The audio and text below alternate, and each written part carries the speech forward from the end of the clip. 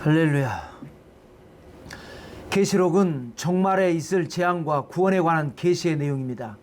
재앙이라 함은 하나님을 대적했던 세상을 향한 것, 구원이라고 하는 것은 예수 그리스도를 믿는 교회와 성도를 향한 것입니다. 계시록 22개 장 중에서 5분의 3 이상인 15개 장이 재앙에 관한 내용입니다. 일곱인 재앙과 그 추가 사건, 계시록 5장, 6장, 7장 3장이었고요. 일곱 나팔과 그 추가 사건 8장부터 14장까지 7개 장입니다. 그리고 일곱 대접 재앙과 그 추가 사건 15장부터 18장까지 4개 장입니다. 계시록 15장과 16장은 내용이 많지 않기 때문에 오늘 한꺼번에 나누려고 합니다.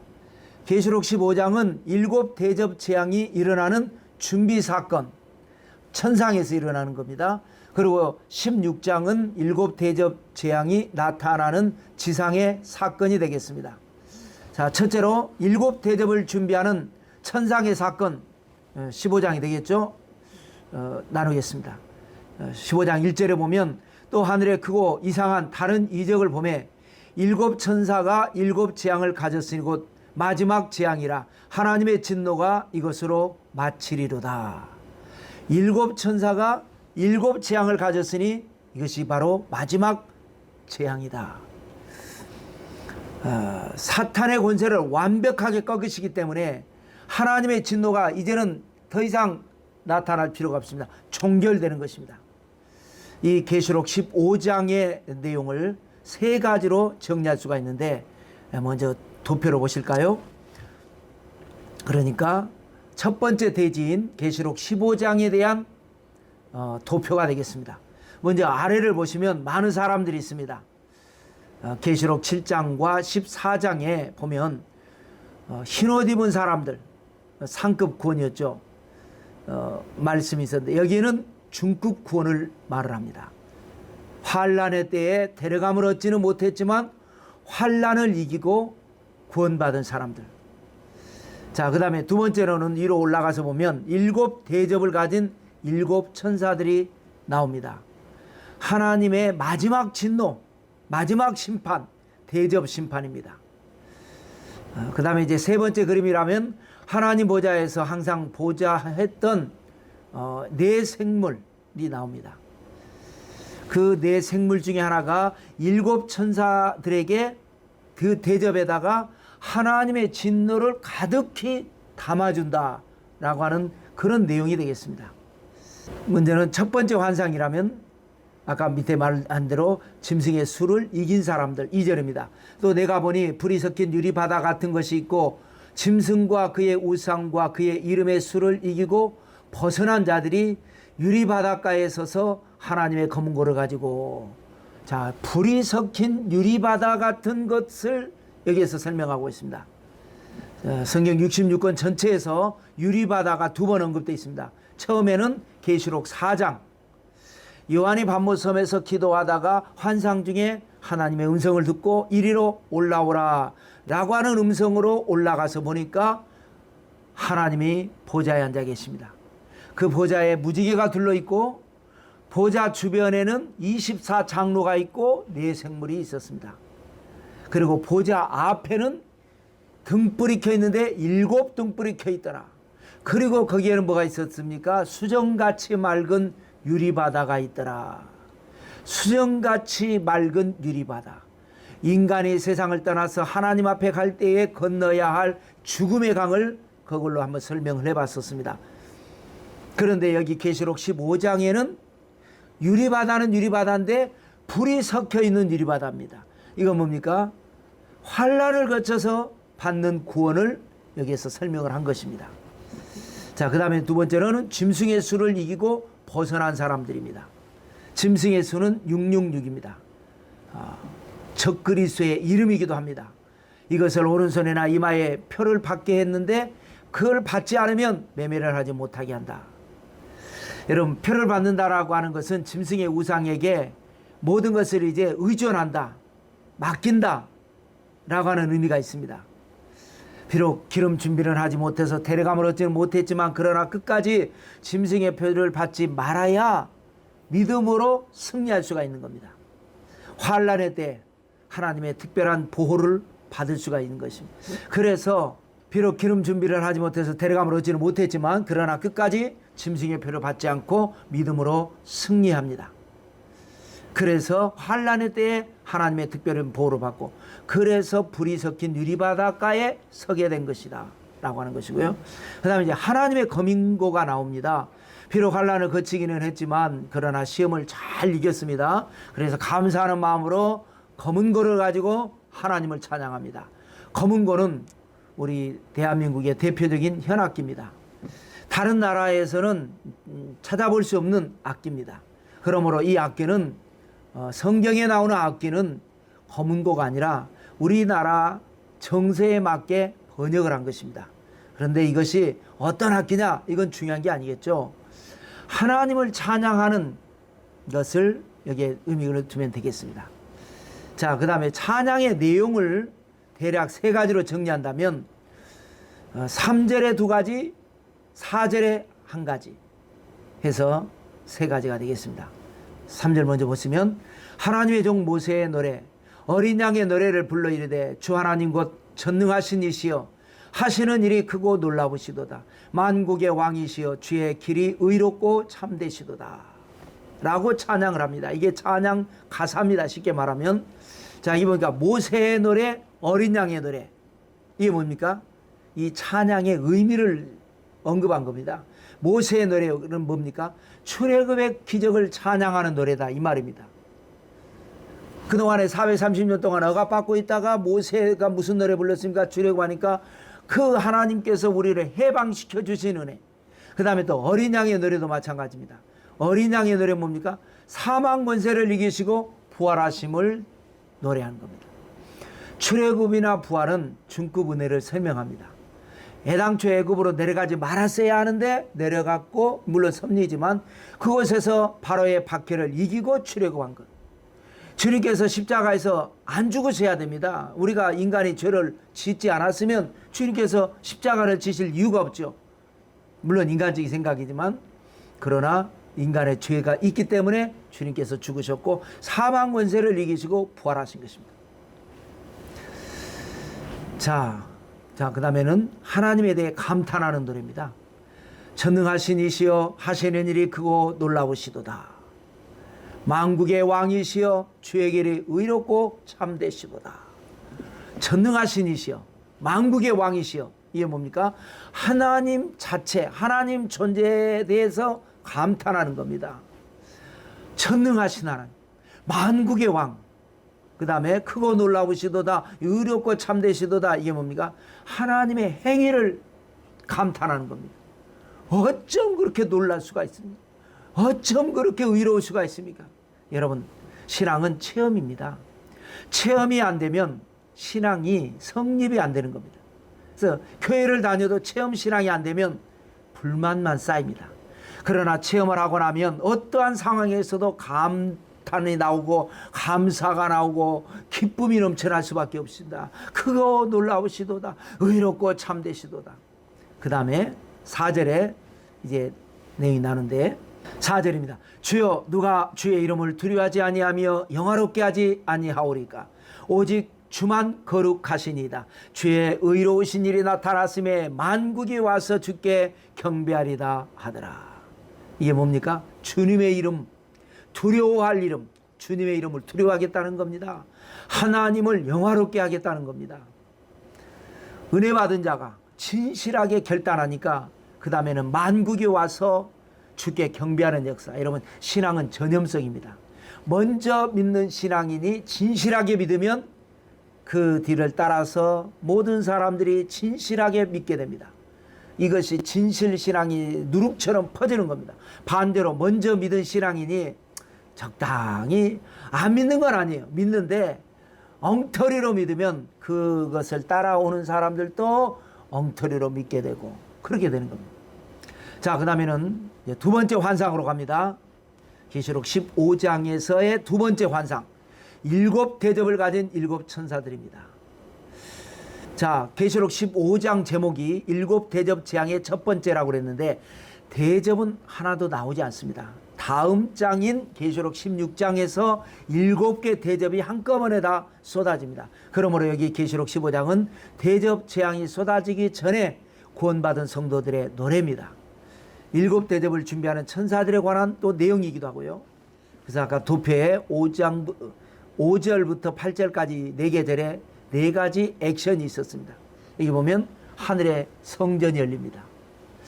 성경에 나오는 성전을 좀 우리가 정리할 필요가 있는데요. 먼저는 모세가 시내산에서 계시를 받아 제작한 것은 성전이라고 하지 않았습니다. 성막 혹은 회막, 거룩한 텐트, 그 다음에 혹은 하나님과 만나는 텐트라고 해서 성막, 회막 그랬습니다. 그래서 이제 왕국이 성립이 되고 난 다음에 다윗이 하나님 앞에 꿈을 가지고 성전을 짓고자 했는데 하나님께서 허락하지 않으셔서 성전 준비를 철저하게 하고 그 아들 솔로몬이 건축을 했습니다. 이것을 제1성전이라고 합니다. 그런데 하늘에 사무친 이스라엘의 백성들의 죄악 때문에 바벨론의 느부갓네살에 의해서 하나님의 성전이 파괴되고 불에 타버리고 말았습니다. 그래서 이제 바벨론 포로 생활을 했던 이스라엘 백성들이 70년 만에 돌아와서 성전을 재건합니다. 수룹바벨과 그 사람들이 이 성전을 가리켜서 제2성전이다 라고 말을 합니다. 자, 그런데 그런 상황에서 예수님께서 오셨습니다. 유대인들이 예수님을 믿지 않았습니다. 예수님께서 십자가에서 죽으시고 부활하시고 승천하셨습니다. 그런데 주님께서 평소에 말씀하시기를 너희가 이 성전을 보느냐 돌 하나도 돌 위에 남지 않고 다 무너뜨려지리라 말씀하셨는데 AD 70년에 로마의 장군에 의해서 성전이 함락됩니다. 제2성전이 함락이 됐습니다. 그래서 유대인들은 2000년 동안 흩어진 유대인 디아스포라가 되어버리고 말았습니다. 그러다가 거의 2000년의 세월이 지난 1945년에 이스라엘이 독립을 선포합니다. 전 세계에 흩어져 있던 유대인들이 이스라엘로 돌아와서 나라를 세웠습니다. 그리고 와서 이제 가장 중요한 건 성전이니까 성전을 가서 예배를 드리려고 보니까 성전이 있던 자리가 없어지고 티토스 장군이 없어졌으니까 그 자리에 이슬람 사원이 있습니다. 그래서 유대인들은 그 사원에 들어가지 못합니다. 나라는 찾았지만 그 안에 있는 이슬람 사원만큼은 건드리지 못합니다. 그래서 성전 밖에서 울면서 통곡하면서 기도하기 때문에 통곡의 벽이라고 하는 겁니다. 유대인들은 그래서 꿈이 뭐냐? 성전을 다시 회복하기를 원합니다. 그것이 하나님의 영광을 회복하는 것이라고 생각합니다. 그것이 다윗과 솔로몬 시대에 황금 시대를 여는 시대가 올 것이다 이렇게 생각하는데 어떻게 보면 인본주의적인 생각입니다. 여전히 세속적인 발상입니다. 그동안 땅의 성전은 결국 하늘 성전을 위한 준비에 불과했습니다. 땅의 성전이 완벽하지 않습니다. 완벽했다면 하나님께서 바벨론에 의해서 로마에 의해서 허물어지지 않게 하셨을 겁니다. 자, 5절에 또 보면 또 2일 후에 내가 보니 하늘의 증거 장막에 성전이 열리며, 자, 성전이 하늘에서 열립니다. 그런데 여기 보니까 장막 성전이라고 그랬습니다. 그래서 이단들이 장막 성전이다라고 하는 말들을 많이 씁니다. 마치 자기들만이 특별한 것처럼 포장하는 겁니다. 인위적입니다. 인간적인 욕심과 교만입니다. 여러분, 성전이라고 하는 것은 하나님의 영광이 회복되는 것입니다. 성도들에게 은혜가 회복되는 것을 의미하는 겁니다. 그러기 위해서 먼저 하나님을 대적하는 사탄의 세력이 심판을 받아야 되는 것입니다. 자, 그 다음에 보니까 성전에서 누가 나옵니까? 천사들이 나오는데 7천사가 나옵니다. 6절입니다. 7 재앙을 가진 7 천사가 성전으로부터 나와 맑고 빛난 세마포옷을 입고 가슴에 금띠를 띠고. 성전에서 나온 7 천사, 어떤 천사입니까? 7 재앙을 가진 천사입니다. 그야말로 완벽한 심판을 의미합니다. 또 맑고 빛난 세마포옷을 입었다, 완벽한 자격자입니다. 가슴에 금띠를 띄었다, 완벽한 승리를 예고하는 겁니다. 자, 그 다음에 세 번째 환상은 하나님의 진노를 담아주는 네 생물입니다. 7절에 보시면 내 생물 중에 하나가 영원토록 살아계신 하나님의 진노를 가득히 담은 금대접 7을 그 7 천사에게 주니. 그래서 대접을 천사들이 준비하고 거기에 내 생물 중에 하나가 하나님의 진노를 거기에다 담아진다는 겁니다. 그것이 바로 마지막 재앙인 7 대접 재앙이 되는 것입니다. 자, 우리가 한번 되돌아보면 7인 재앙이 시작됐죠. 어린 양이신 주님께서 직접 인을 떼시면서 인을 하나씩 뗄 때마다 지상에 재앙이 쏟아졌었습니다. 이것을 우리가 굳이 연결을 시켜보자면 이해를 돕기 위해서 상급 구원과 의미적으로 연결을 할 수가 있습니다. 그 다음에 인재앙이 끝나고 난 다음에 7 나팔 재앙이 있었습니다. 7 천사가 하나님께 나팔을 받아가지고 나팔 하나씩 불 때마다 지상에 더 강한 재앙이 쏟아졌었습니다. 이것은 중급 구원으로 연결시켜 볼 수 있습니다. 자, 그런데 이제 여기 대접 재앙은 내 생물 중 하나가 천사들에게 전달을 해가지고 엄청난 재앙이 쏟아지는데 이것을 통해서 구원받는 것이 이제 마지막 하급 구원이 되겠습니다. 자, 8절 보실까요? 하나님의 영광과 능력으로 말미암아 성전의 연기가 가득 차매 7 천사의 7 재앙이 마치기까지 성전에 능히 들어갈 자가 없더라. 자, 에스겔서 47장에 보면요, 만국의 한을 품고 바벨론 포로로 끌려온 이스라엘 백성들에게 에스겔 선지자는 희망의 메시지를 선포했었습니다. 장차 회복될 성전에 대한 환상을 기록한 내용들이 많았죠. 그 내용들 중에 보면 성전 문지방에서부터 물이 스며 나오는데, 처음에 나올 때는 적은 양의 물이 나오는데 시간을 두고 흘러가면서 점점 물이 깊어지고 많아지더라. 사람이 헤엄칠 정도로 깊은 강이 됐습니다. 또 이 물이 이르는 곳마다 죽었던 모든 것들이 다시 살아나는 역사가 일어났었습니다. 에스겔서 읽어볼까요? 47장 9절입니다. 이 강물이 이르는 곳마다 번성하는 모든 생물이 살고 또 고기가 심히 많으리니 이 물이 흘러 들어가므로 바닷물이 되살아나겠고 이 강이 이르는 각처의 모든 것이 살 것이며 그랬습니다.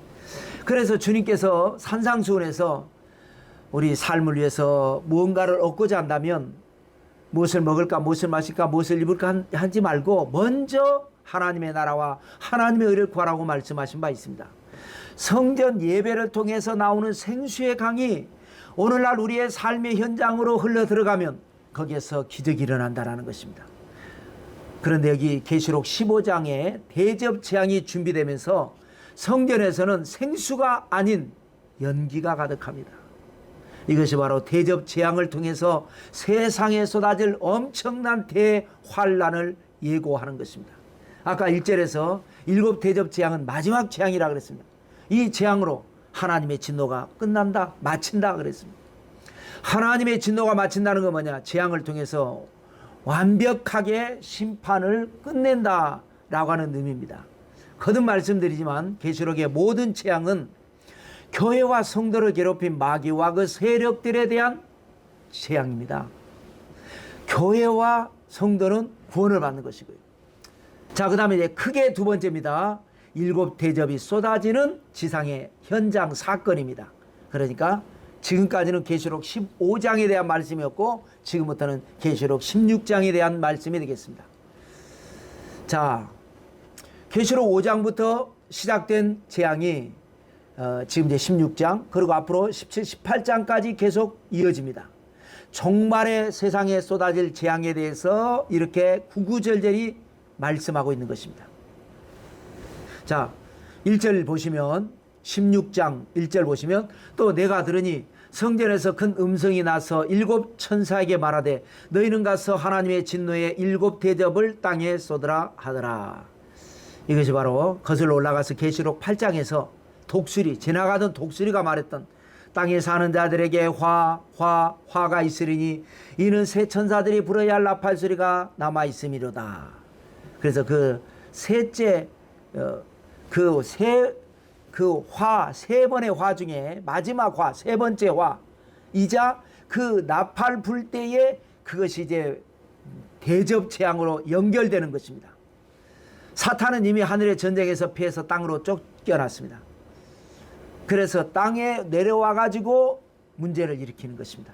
그래서 하나님께서 이 대접 재앙을 통해서 쏟아붓는 재앙을 통해서 사탄의 권세를 완벽하게 제거하시고 새롭게 하시는 겁니다. 자, 먼저 도표로 보시겠습니다. 16장에 대한 도표가 되겠습니다. 좌측에 보면 7개의 대접이 나옵니다. 첫 번째 대접은 이제 땅에 쏟아지는 재앙인데 그 결과 악하고 독한 총기가 짐승의 표를 받고 경배한 자들에게 붙어버립니다. 그 다음에 두 번째 대접은 바다입니다. 바다에 쏟아집니다. 바다가 오염됩니다. 세 번째 대접은 강과 물 근원. 같은 물은 물이지만 바다는 염분이 있는 거고 강과 물 근원은 민물이라고 그러죠. 지상에 있는 물 근원에 재앙이 쏟아집니다. 네 번째 대접을 하늘에서 쏟아버리니까 네 번째는 태양에다 쏟아버립니다. 그런데 지금까지는 고마운 태양인데 그때 가면 무서운 태양이 될 겁니다. 그 다음에 다섯 번째 대접은 짐승, 즉 사탄의 왕자에다가 쏟아버립니다. 완벽하게 이제 사탄의 권세를 꺾는 겁니다.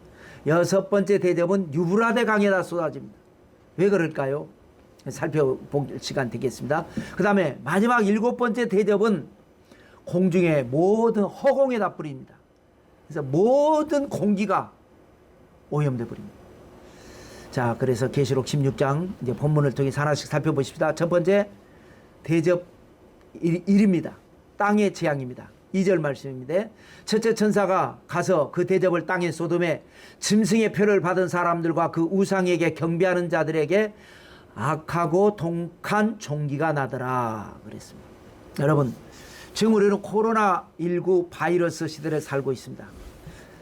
이거 코로나 바이러스는 호흡기 관련 질환입니다. 그러나 마지막 때에 첫째 대접을 땅에 쏟으니까 피부 관련 바이러스입니다. 악하고 독한 종기입니다. 지금까지 피부 질환은 염증, 붓고 아프고 고름 정도 심해지면 그런 건데, 악하고 독한 종기는 뭐냐? 피부가 괴사되는 질환입니다. 성경이 기록된 종기의 역사를 보면 애굽에 내려가진 10가지 재앙 중에 여섯 번째 재앙이 사람과 짐승에게 악성 종기가 났었습니다. 피부병을 말하는 거죠. 하나님을 정면 대적했기 때문에. 그 다음에 엘리 제사장 시절에 블레셋과의 전쟁이 일어났을 때 전쟁에서 이기기 위해서 하나님의 법궤를 가지고 출전했다가 참된 신앙이 아니기 때문에 오히려 패하고 빼앗긴 사건이 있었습니다. 그럴 때에 블레셋 사람들은 와, 우리 우상이, 블레셋 우상이 하나님을 이겼다, 이런 생각으로 그 법궤를 자기들의 우상 신전인 다곤 신전에다가 갖다 놓은 적이 있었습니다. 하나님에 대한 큰 모욕이었습니다.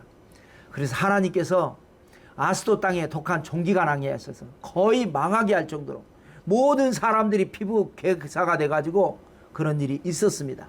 그 다음에 성경의 기록에 의하면 세 번째 종기에 대한 기록은 욥기에 나옵니다. 욥이 하나님의 시험으로 말미암아 그의 생명을 손대지 마라 그랬기 때문에 모든 피부가 막 괴사되는 그런 종기가 있었습니다. 그 다음에 오늘 이제 본문에 계시록 16장에 대접 재앙의 첫 번째 재앙이 바로 피부병입니다. 무서운 종기입니다. 공중에서 대접을 쏟아버리니까 짐승의 표를 받은 사람들과 우상에게 경배하는 자들에게 악하고 독한 종기가 나더라 라고 했습니다. 끝까지 믿음으로 표를 받지 않고 승리한 사람들은 이제 또 하나님이 또 2차로 데려가신 겁니다. 그런 중급권이고 이게 남은 자들. 자, 두 번째 대접입니다. 두 번째 대접 2. 바다의 재앙입니다. 3절. 둘째 천사가 그 대접을 바다에 쏟음에 바다가 곧 죽은 자의 피같이 되니 바다 가운데 모든 생물이 죽더라. 바다의 재앙이 많은 것은 이번 처음이 아닙니다. 두 번째입니다. 첫 번째는 계시록 8장 두 번째 나팔 불 때, 나팔 재앙일 때에 불 붙는 큰 상과 같은 것이 바다에 던져지니까 바다 3분의 1이 피가 되고 바다에 있는 모든 생물의 3분의 1이 죽더라. 또 바다에 다니던 선박 3분의 1이 파손되더라 라고 했습니다. 그런데 여기 마지막 대접 재앙에서는 3분의 1이 아닙니다. 바다 가운데 모든 생물이 다 죽더라. 그야말로 끝장 재앙입니다. 세 번째 재앙은 물의 재앙입니다. 자, 바다와 강을 구별하는 것은 나팔 재앙하고 비슷합니다. 나팔 재앙 때도 둘째 나팔 불 때 바다가 오염되고 셋째 나팔 불 때에는 불타는 별이 강물에 떨어져 가지고 민물이 오염되는 그런 역사가 있었습니다. 그런데 여기 대접 재앙에서도 둘째 대접을 부으니까 바다가 오염되고 세 번째 대접을 부으니까 강들이 오염됐다. 근데 강도가 더 심해져서 3분의 1이 아니라 전체더라. 이렇게 끔찍한 역사가 일어납니다. 4절입니다. 셋째 천사가 그 대접을 강과 물 근원에 쏟음에 피가 되더라. 얼마나 죽었더라는 기록은 없습니다. 여러분, 모든 물 근원이 피가 됐다. 모두가 다 죽는 거죠. 더 이상 설명이 필요가 없는 완벽한 재앙입니다. 그러다 보니까 너무 잔인한 재앙이 아닌가. 그래서 또 물론 이제 상급 구원 갖고 중급도 다 믿는 자들 구원했고, 끝까지 하나님을 안 믿는 사람들, 짐승의 표를 받았던 사람들, 사탄의 수하에 들어간 사람들에게 그들 중에서도 하나님이 구원하기 위해서 내리시는 재앙이다 보니까 잔인하지만 또 우리가 한편 생각해 보면 또 그것을 또 이해를 해야 되니까 하나님의 사랑에 이룰 수 있는가. 그래서 이 뒷부분 세 절에 걸쳐서 하나님의 심판에 대한 정당성을 설명하는 내용이 납니다. 5절 이하에 보면 내가 들으니 물을 차지한 천사가 이르되 전에도 계셨고 지금도 계신 거룩하신 이여 이렇게 심판하시니 의로우시도다. 6절 그들이 성도들과 선지자들의 피를 흘렸으므로 그들에게 피를 마시게 하신 것이 합당하니이다 하더라. 7절 또 내가 들으니 제단이 말하기를 거라다 주 하나님 곧 전능하신 이시여 심판하시는 것이 참되고 의로우시도다 하더라. 자, 물을 차지한 천사, 그 천사가 이렇게 심판하는 하나님의 심판이 옳다고 선포하는 겁니다. 의롭도다. 세상 이치로 설명하자면 세상의 권력자가 대통령이나 왕이 자기 권력을 유지하기 위해서 권력을 남용해서 가혹한 공포정치를 자행할 때에 책임 있는 그런 그 공무원이 양심 선언하는 경우가 있습니다.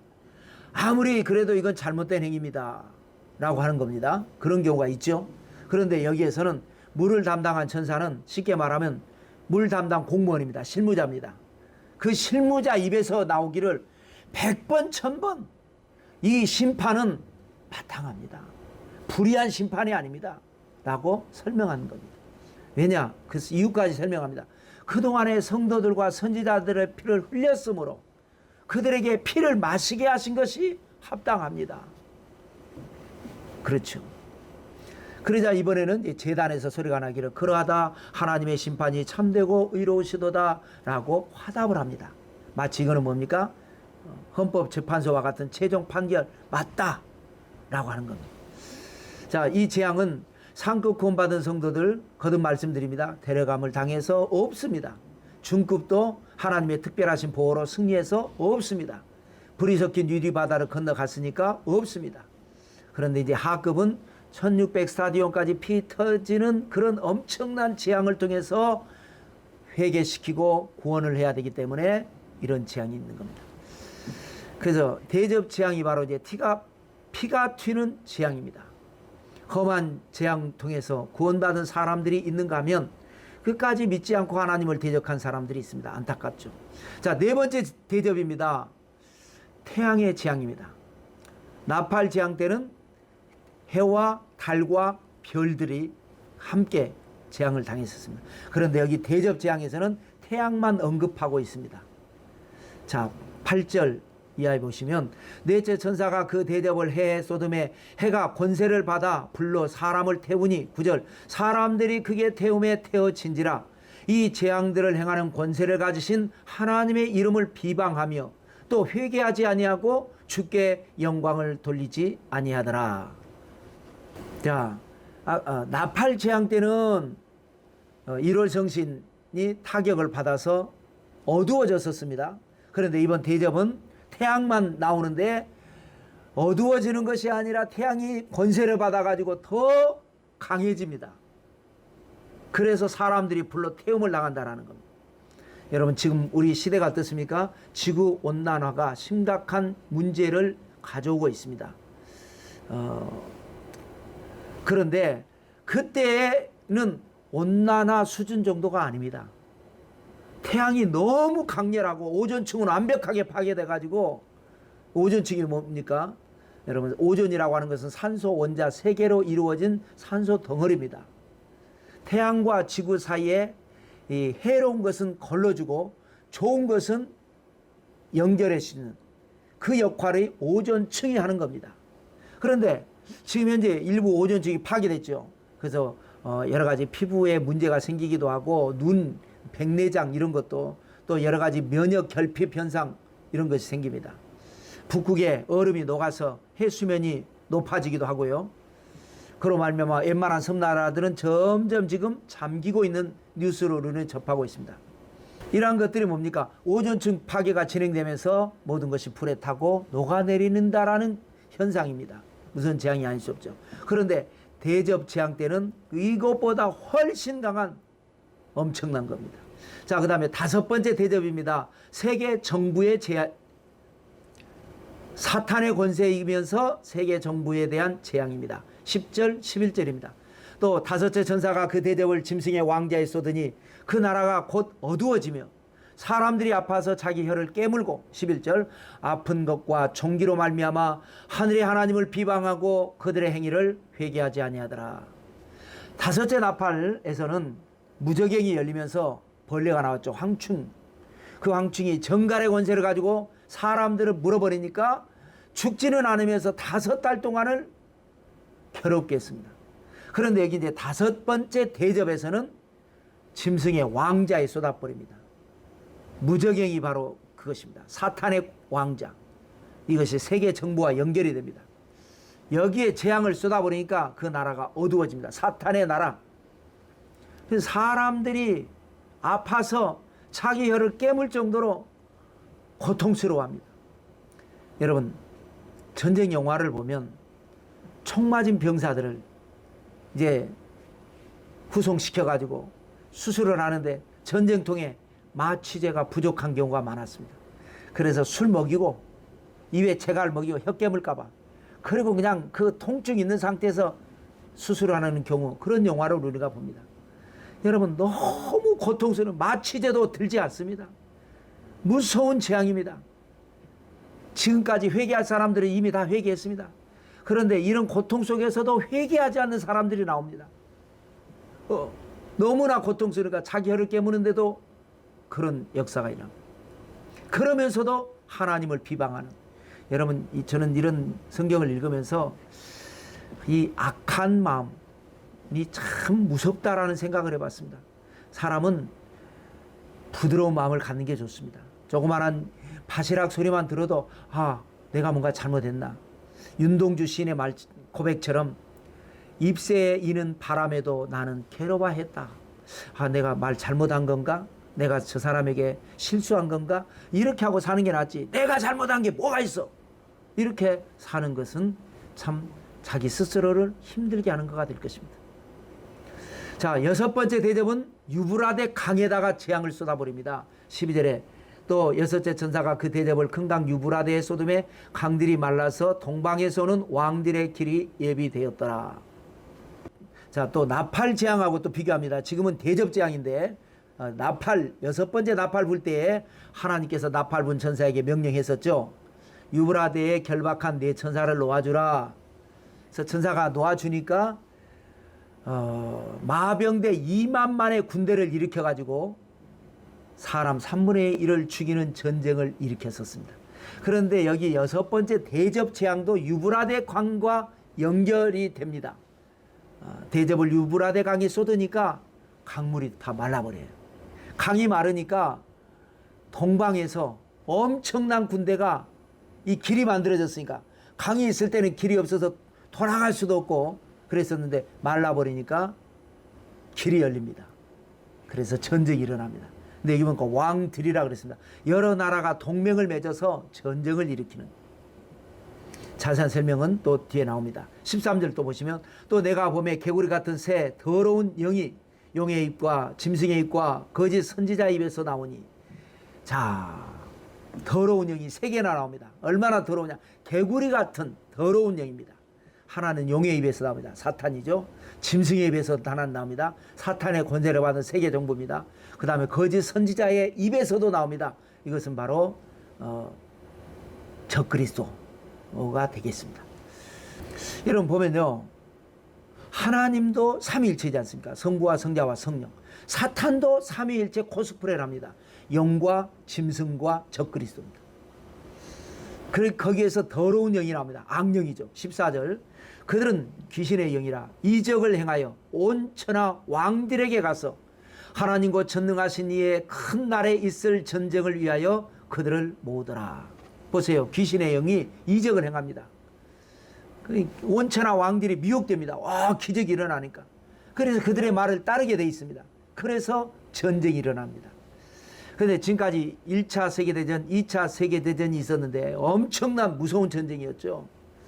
그런데 이런 1, 2차 세계대전하고는 비교할 수 없는 모든 나라들이 사탄의 미혹을 받아서 전쟁의 불에 뛰어들게 됩니다. 이것이 바로 인류 최후의 전쟁, 아마겟돈 전쟁입니다. 15절입니다. 보라, 내가 도둑같이 오리니 누구든지 깨어 자기 옷을 지켜 벌거벗고 다니지 아니하며 자기의 부끄러움을 보이지 아니하는 자는 복이 있도다.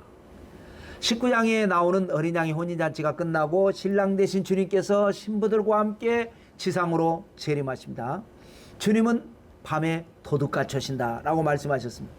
그래서 그때라도 회개한 영혼들은 깨어서 자기 옷을 지켜, 옷은 성도의 신분입니다. 자기 옷을 지켜 벌거벗고 다니지 않은 구원의 옷입니다. 시편 132편 16절에 보면 제사장들에게 구원의 옷을 입힌다라는 말씀이 있었습니다. 또 이사야 61장 10절에 보면 하나님이 내게 구원의 옷을 입히시며 라고 하는 고백도 있었습니다. 그러므로 여러분, 우리 신앙 있는 구원의 옷이 있습니다. 입었습니다. 이 옷을 잘 지켜야 됩니다. 그 다음에 16절인데요. 새 영이 히브리어로 아마겟돈이라 하는 것으로 왕들을 모으더라. 아마겟돈, 헬라어인데요. 히브리어로는 하르메기돈인데 이것을 헬라어로 말하면 아마겟돈으로 발음이 나옵니다. 하르메기돈이 뭐냐? 무기또의 산이라는 뜻입니다. 무기또는 예루살렘에서 위로 쭉 올라가다 보면 갈멜산이 있고 그 부근에 위치한 평야입니다. 이스라엘 역사에서 보면 수많은 전쟁이 바로 이 무기또 평야에서 치러졌었습니다. 자, 그 다음에 이제 마지막 대접, 7번째 대접이 되겠습니다. 공중의 재앙입니다. 대접을 공중에 쏟아버리니까 그때부터 이제 문제가 생기는데 17절입니다. 7째 천사가 그 대접을 공중에 쏟음에 큰 음성이 성전에서 보좌로부터 나서 이르되 되었다 하시니, 이것으로 이제 모든 재앙이 끝납니다. 완벽하게. 이걸 크게 3가지 현상인데, 천둥 번개, 큰 지진, 큰 우박. 천둥 번개는 앞으로 일어날 지진과 앞으로 쏟아질 우박에 대한 신호탄과 같습니다. 여러분 어떻습니까? 우리가 살면서 유난히 천둥 번개가 심하게 내리칠 때 참 정말 회개가 저절로 나왔었습니다. 그런데 지금까지 우리가 봤던 그런 천둥 번개는 아무것도 아닐 정도로 어마어마한 그런 볼륨으로 떨어질 천둥 번개가 올 것입니다. 그러면서 쏟아지는 게 뭡니까? 큰 지진입니다. 18절에 번개와 음성들과 우레소리가 있고 또 큰 지진이 있어 얼마나 큰지 사람이 땅에 있어 온 이래로 이같이 큰 지진이 없었더라. 여러분, 지진도 지금까지 늘 우리가 있어 왔던 자연현상 중에 하나입니다. 그런데 이것도 지금까지의 재앙과는 수준이 다른 엄청난 지진, 큰 지진입니다. 자, 19절 이하에 보면 큰 섬이 3갈래로 갈라지고 만국의 섬들도 무너지니 큰 성 바벨론이 하나님 앞에 기억하신 바 되어 그의 맹렬한 진노의 포도주 잔을 받음에 각 섬도 없어지고 산악도 간데 없더라. 큰 성은 바벨론을 의미합니다. 바벨론은 하나님을 대적하는 4대 제국의 첫 번째 나라입니다. 그러므로 바벨론은 세속의 나라를 의미하는 상징어가 되겠습니다. 다니엘 계시에 의하면 바벨론으로 시작된 세상 권세가 페르시아로 이어지고 그리고 헬라로 이어지고 그리고 로마로 이어졌었습니다. 그리고 오늘날 우리 이 시대는 그 로마가 다시 부활을 해가지고 유럽 연합이 됐었습니다. 그래서 그 바벨론이 세 갈래로 갈라지는데 영적으로 말하면 분열을 만미합니다. 만국의 성이 바로 바벨론이고 바벨론이 모든 성입니다. 그런데 하나님의 진노의 포도주 잔에 들어가니까 처참하게 무너집니다. 여러분 지진이 얼마나 심한지 섬도 없어져 버립니다. 섬이 갈라지는 게 아니고 섬이 없어져 버립니다. 산악도 없어져 버립니다. 지각 변동이 엄청 심해가지고 없어져 버립니다. 그 다음에 큰 우박입니다. 21절 또 무게가 1달란트나 되는 큰 우박이 하늘로부터 사람들에게 내림에 사람들이 그 우박의 재앙 때문에 하나님을 비방하니 그 재앙이 심히 크니더라. 자, 우박이 얼마나 크냐? 1달란트 무게가 된다는 겁니다. 근데 성경에는 바벨론 시대의 1달란트는 60kg이었습니다. 그런데 헬라 시대에는 20kg이었습니다. 요즘 우리 쌀과 비슷하죠? 옛날에는 쌀 한 가마가 80kg도 있었고 60kg도 있었는데 요즘은 20kg짜리가 들기도 쉽고 그렇게 우리가 쓰고 있습니다. 오늘날 이 뉴스에 가끔 보면 우주에서 떨어진 우주에서 지구에 떨어지는 그런 운석이 있죠. 1년에 7만 8천 톤이 지구상에 떨어진다고 합니다. 주로 남극이나 북극으로 떨어집니다. 그러니까 사람들이 전혀 모르는데 가끔 사람이 사는 도시에 떨어지는 경우가 있습니다. 2016년에 인도 남부의 한 사립대학 잔디밭에 11g짜리 운석이 떨어진 적이 있습니다. 버스 기사가 잔디밭을 지나가다가 운석에 맞고 죽었었습니다. 또 2013년 2월 러시아 중부 첼라빈스크에 운석이 비처럼 쏟아지는 운석우 현상이 있었습니다. 건물이 파손되고 수많은 유리창이 깨지고 1200명이 중경상을 입었던 뉴스가 있었습니다. 그런데 기껏 해봤자 몇 g짜리 운석입니다. 또 그것도 잘 건지면 안 맞고 피하고 발견해서 건지면 그것이 큰 돈이 될 수도 있습니다. 그런데 몇 g짜리가 아니라 1kg짜리도 아니고 10kg도 아니고 최소 20kg 어쩌면 60kg짜리 우박이 비처럼 쏟아진다고 여러분 생각해 보십시오. 더 이상 설명할 수가 없는 겁니다. 안타까운 것은 뭐냐? 이러한 재앙의 때에도 끝까지 하나님을 비방하는 사람이 있다는 거예요. 이런 재앙을 통해서 아하, 내가 하나님을 안 믿었구나, 하나님이 계시는구나 하면서 믿는 사람도 있지만 안 믿는 사람이 그래도 나온다는 겁니다. 마지막 재앙인 7 대접 재앙이 이렇게 해서 세상을 완벽하게 심판합니다.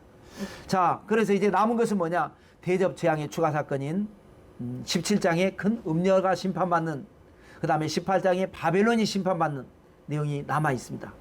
자, 다음 주 기대해 주시고요. 하나님의 은혜가 여러분들과 함께 하시기를 주님의 이름으로 축원합니다. 할렐루야.